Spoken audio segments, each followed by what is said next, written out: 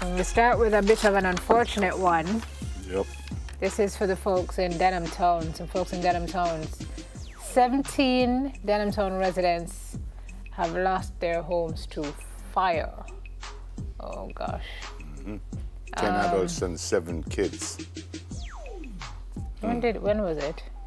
I'm trying to figure out when it was. Yesterday. Yeah. That's yesterday. 68 Bond Street in Denham Town, Kingston. Fire started at approximately 8 a.m. Left 17 homeless as 10 adults and 7 children. Fire was put out by units from the Stony Hill, York Park and Halfway Tree fire departments. So clearly no independence celebrations for these folks. They will instead, they say, spend the day trying to make preparations to move on with their lives after fire ravaged their houses yesterday morning. This is always such a hard thing. Yeah, it was bad news, worst news for one of the parents who already bought back to school books and lost all of that. If there's any good news to this, is that no one lost Their lives. Yeah, Of course. which is great news. But I could imagine, boy, you get up and you have nothing at all, nothing. Some people only with what they had on when they came out of their homes. You know what, Nev? There's a half empty, half full. Actually, it's all full because at least you have your life to try and start over. It might be difficult. Yeah, man. This lady was able to save herself and her kids. Yep. How many kids did she say? Five kids, I think she said she had. That's the same lady who had bought some stuff already. Loss is estimated at $4.5 million. And Jamaica, this is where we rally, right? Yep. Because these folks, we know where they are. You know where they are, you know where the KSAMC is. There's got to be a way where we can donate stuff to this family. They've lost everything, bed, TV, clothes, school book, everything you can think of. Yep. And I've seen us do it before, so we can rally to help these folks at 68 Bond Street in Denham Town. I'd be willing to be involved. Absolutely. I'd be willing to be involved in something like that. Benji. Thank you. Okay. On the front page also, up in the flames, as you saw that picture just now. Independence shelved, it says. So, not a nice feeling for these folks here at all. Can't be. All right. All right. What else is going on now? A portable solar generator produced by Tech High School students. Apparently, it was on display at the Denby show. It stood out among the displays in the Clarendon Pavilion, I'm told. This is Denby 66.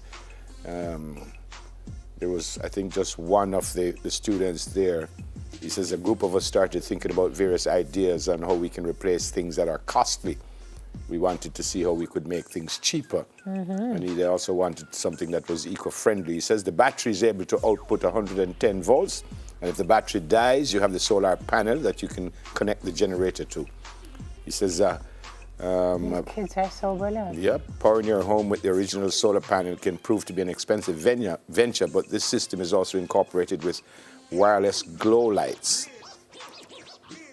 Says this young man says he wants to join the army or the police, and he says this for me is more than just a job, it's a career. So it's not the fact that he thinks he won't be able to find another job. He wants to do engineering there. Yeah, this is what he wants to do, which is fantastic. He said that the generator would be ideal for someone who wants to enjoy air conditioning non-stop without having to think about the high electricity costs for the comfort, especially in the heat of the summer. Give me 3. Need that. Yeah. Need that by all of them. My word. Need that. Okay. For folks who have to travel Junction, it might be important for you to know that the road opens today. The National Works Agency says the section of the Junction Main Road in St. Mary, which has been closed for rehabilitation, will be open to vehicular traffic today. This is to facilitate motorists who plan to use the road to access northern parishes for the Independence holiday.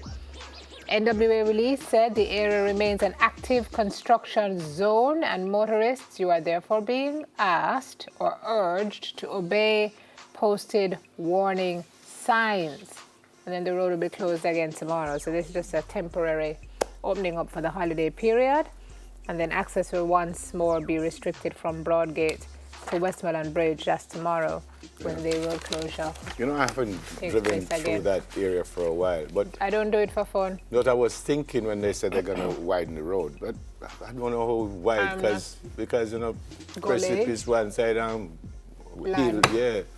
So I was thinking, I said, how much wider could it get? But Good it question. really stays on the way. I mean, it's not a huge road, but I was wondering how they could fix that any more than Oh, they I have. don't know. We'll see. All right. What's happening? Oh, no, Burro was telling me that's not where where they widen it is not where them have the gully. Where? Oh, okay. Yeah. Okay. Yeah, I didn't know that. All right, thanks, Burro. So again, folks, I'm repeating myself, but if you could help out the folks at Cadott and Whitehall area, please do. I had this, I'll tell you this story. So for the first time, someone sent me something, and it said, Grandpa. That was the greatest feeling in life. My grandkids went to see my brother. My sister was there, so they sent me a card. And on the card, so, man, everybody, you have to show people. Can't me take a picture? Because nobody ever sent me nothing. We did? Where? Oh. Teacher? Okay, me never know. What's to my grandpa there? That's first. So there's my grandpa. So that made me feel good. So I was going to birthdays, but we have another hot topic, which I didn't know. So there you go. Do that, Sema. Another earthquake. Wow. Yeah, I read about this. Yeah. Indonesia. At least 91 people, all Indonesian nationals, were killed. 6.9 magnitude quake struck the popular tourist island of Lombok. 200 more were apparently injured. Boy, I tell you. Did they not have one before? Just the other day. Yeah, in the same area, right? Yes, I think so. Yeah. Yeah, this says the damage comes exactly a week after the region was hit by a 6.4 that left gosh. 15 dead and 162 injured. So that's incredible. Wow.